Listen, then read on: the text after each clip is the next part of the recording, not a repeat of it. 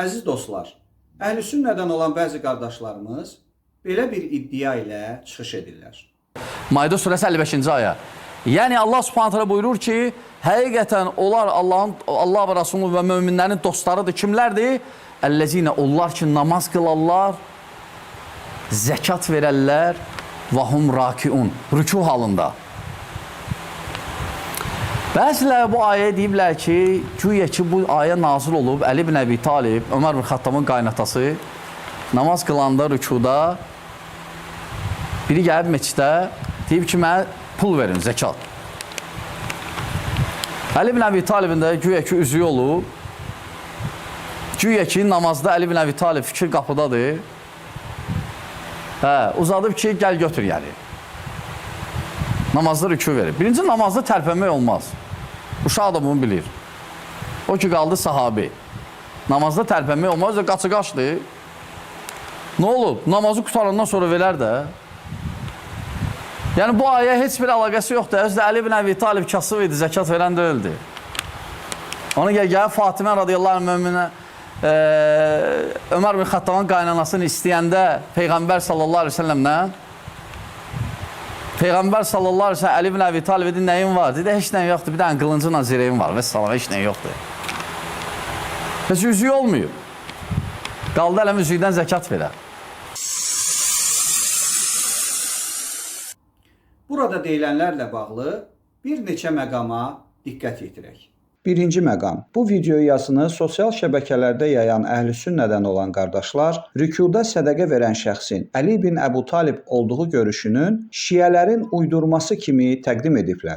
Bu iddiaya görə Əli ibn Əbu Talibin rükuda üzüyünü sədəqə verməsi hədisi güya heç bir Əhlüsünnə mənbəyində qeyd edilməyib və güya bunu şiələr Əlinin dərəcəsini şişirtmək üçün öz kitablarında uydurub. Şübhəsiz ki, bu tamamilə yalan və böhtandır. Sözü gedən hədislər Əhlüsünnənin də mötəbər kitablarında yazılıb və bunu şiələrin uydurması adlandırmaq absurddur. Bu haqda bir qədər sonra.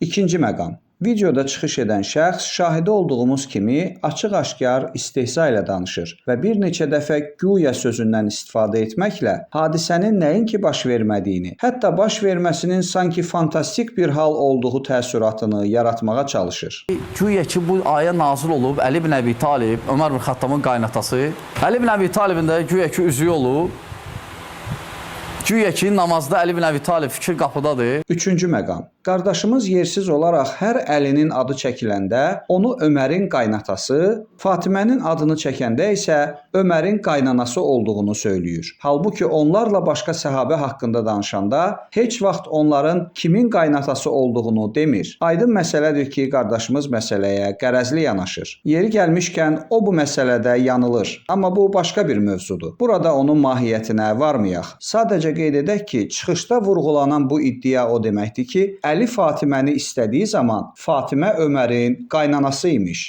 Ona gəl Fatimə radiyallahu anh möminə Ömər bin Xattabın qaynanasını istəyəndə Peyğəmbər sallallahu aleyhi ve sellemlə absurd səslənir, elə deyilmi? Əziz qardaşım, Əli Allah Rəsulunun qızı Fatiməni istəyib, Ömər bin Xəttabın qaynanasını yox. Dördüncü məqam. Qardaşımız iddia edir ki, Əli ibn Əbu Talib kasıb idi və güya zəkat verən deyildi. Özdə Əli ibn Əbi Talib kasıb idi, zəkat verən də öldü. Ona gəl Fatimə radiyallahu anh möminə Ömər bin Xattabın qaynanasını istəyəndə Peyğəmbər sallallahu aleyhi ve sellemlə Peyğəmbər sallallahu aleyhi ve sellem Əli ibn Əbi Talib dedi, nəyin var? Dedi, heç nəyin yoxdur, bir dənə qılıncınla zirəyim var və salam, heç nəyin yoxdur. Heç üzüyü olmuyor. Qeyd edək ki, Əli ibn Əbu Talibin evlilik mehri barədə nəql olunan hədislərdə onun zirehinin qiyməti təxminən 400-500 dirhəm olaraq göstərilir. Bugünkü ekvivalentlə bu məbləğ təxmini hesablamalara görə 1200-1500 dollar kimi dəyərləndirilə bilər. Bu göstərici həmin dövrdə zirehin bahalı və strateji əşya olduğunu, hər kəsdə mövcud olmadığını göstərir. Qılınc isə o dövrdə keyfiyyətinə görə qiyməti dəyişən bir əşya idi və ümumi bazar qiyməti təxminən 10-50 dirhəm aralığında qeyd olunur. Başqa sözlə təxminən 30-150 dollar. Müqayisə üçün həmin dövrdə gümüş bir üzüyün qiyməti təxminən 1-2 dirhəm idi, yəni 3-6 dollar. Bu baxımdan bir zirehin dəyərinə yüzlərlə gümüş üzük almaq olardı. Bu faktlar göstərir ki, əlini tamamilə kasıb və maddi imkansızlıq içində olan yoxsul birisi kimi təqdim etmək tarixi reallıqla uzlaşmır. O sadəcə dövrünün imkanlı təbəqəsi ilə müqayisədə sadə həyat tərzi sürən bir şəxsiyyət olub. Peyğəmbər sallallahu əleyhi və səlləm Əli ibn Əbi Talib dedi, nəyin var? Dedi, heç nəyin yoxdur. Bir dənə qılıncınla zirəyin var və salam, heç nəyin yoxdur. Heç üzüyü olmuyor. Tarixi mənbələrə görə Əli gənclik dövründə fiziki gücü ilə tanınan, su quyusu qazmaq, əkinçilik və sair kimi səmərəli əmək fəaliyyəti ilə məşğul olub. İndi belə bir şəxsin Allah yolunda ehtiyaclı bir dilənçiyə 1-2 dirhəmlik üzük sədəqə verməsini mümkünsüz saymaq insafdandırmı?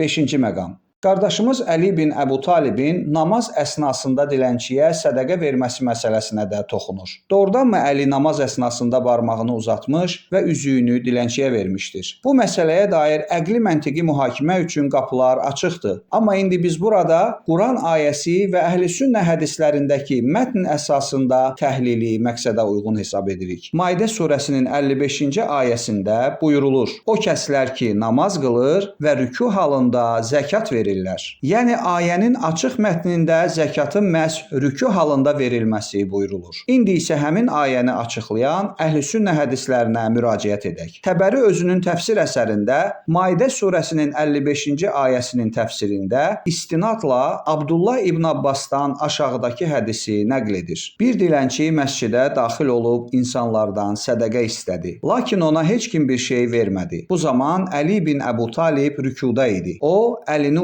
uzadaraq barmağındakı üzüyü göstərdi və dilənçi gəlib onu götürdü. Bundan sonra bu ayə nazil oldu. Sizin vəliyiniz yalnız Allah, onun rəsulu və iman gətirənlərdir. O kəslər ki, namaz qılır və rükû halında zəkat verirlər. Təfsir Ət-Təbəri, cild 6, səhifə 186. 6-cı məqam. Maidə surəsinin 55-ci ayəsinin məhz Əli bin Əbu Talibə aid olması ilə bağlı rəvayət edilən çoxsaylı hədislərə dair Əhlüsünnə alimləri iki görüş irəli sürmüşlər. Alimlərin bir hissəsi həmin hədisləri qəbul etmiş, bir hissəsi isə ravilər silsiləsi baxımından mötəbər saymamışlar. Az sayda alimlər isə bu hədisi mavdu, yəni saxta adlandırmışlar.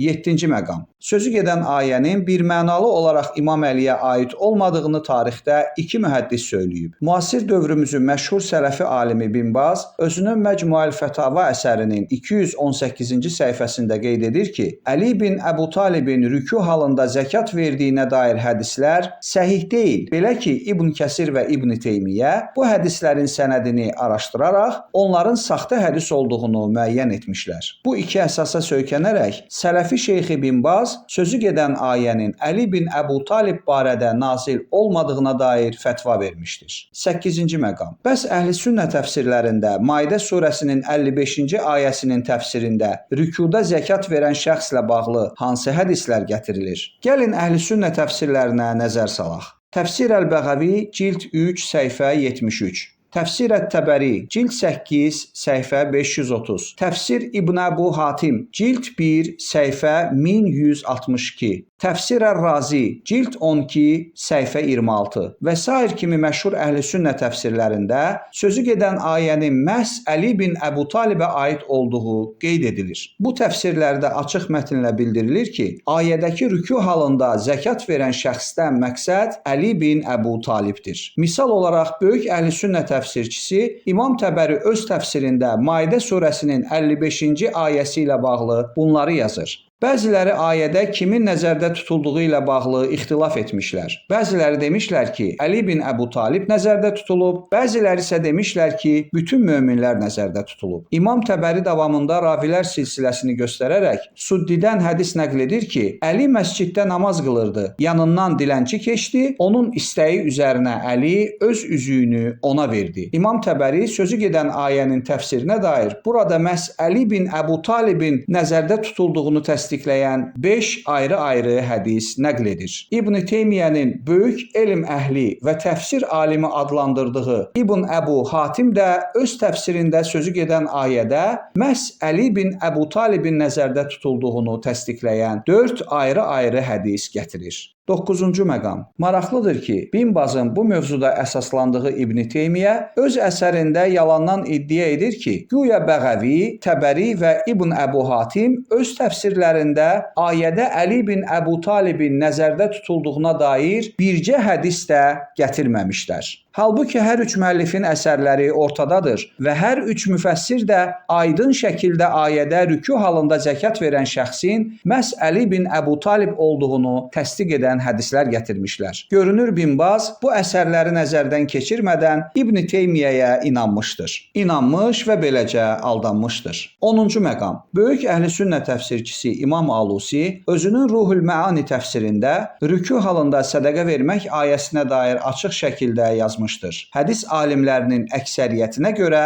ayə Əli barəsində nazil olub. İmam Alusi Ruhul Məani fi Təfsiril Quran cild 6 səhifə 167. 11-ci məqam. Əhlüsünnənin məşhur hədis və təfsir kitablarında rükuda sədaqə verən şəxsin Əli bin Əbu Talib olduğu ondan yuxarı səhabə tərəfindən nəql edilir. Məsələn, 13-cü əsrin məşhur əhlüsünnə alimi İmam Muhibbuddin Təbəri özünün Ər-Riyadan Nadira əsərində sözü gedən hədisi səhabə Abdullah bin Salamdan nəql edir. İmam Muhibbuddin Təbəri Ər-Riyadan Nadira cild 3 səhifə 179. İmam Suyuti özünün Əd-Durrəl-Mənsur təfsirində sözü gedən ayrı-ayrılıqda hədisləri səhabə Abdullah ibn Abbas, Əmmar bin Yasir və Əbu Rafidən nəql edir. İmam Suyuti Əd-Durrəl-Mənsur cild 5 səhifə 359-362. Digər əhlüsünnə alimi İmam Həsqani özünün Şəvahid Ət-Tənzil əsərində ayrı-ayrılıqda hədisləri Cabir bin Abdullah, Miqdad, Əbu Zər Qiffari və Sələmə bin Kuheyldən nəql edir. İmam Ubeydullah Həsqani Şəvahid Ət-Tənzil səhifə 147. Beləliklə dostlar, videonu yayan qardaşların iddialarına rəğmən İmam Əlinin rükuda üzüyü sədaqə verməsi və Maidə surəsinin 55-ci ayəsinin bu hadisə ilə əlaqələndirilməsi yalnız şiə mənbələrinə xas deyil. Şahidi olduğumuz kimi bu barədə rəvayətlər mötəbər sünni təfsirlərində də nəql olunmuşdur. Həmin hədisləri kimisi qəbul edə, kimisi də qəbul etməyə bilər. Amma bu əsla şiələrə istehza ilə eyham ediləcək bir mövzu deyil.